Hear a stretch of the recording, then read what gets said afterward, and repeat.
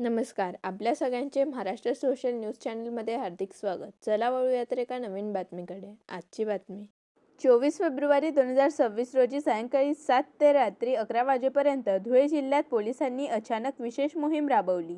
या मोहिमेत drunk and drive, motor वाहन कायद्याचे उल्लंघन, अवैध दारू विक्री, जुगार तसेच सार्वजनिक ठिकाणी शांततेचा भंग करणाऱ्यांवर मोठ्या प्रमाणात कारवाई करण्यात आली. मोहिमेदरम्यान बार, ढाबे, हॉटेल, लॉज, OYO हॉटेल, नदी किनारे तसेच दुचाकी व चारचाकी वाहनांची तपासणी करण्यात आली.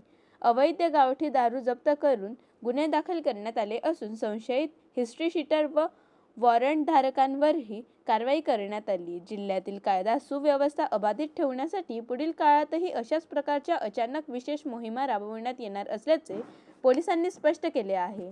बातमी आवडल्यास चॅनलला लाईक व सबस्क्राईब करा व दररोज अशा नवनवीन बातम्या पाहण्यासाठी चॅनलला फॉलो करा. धन्यवाद.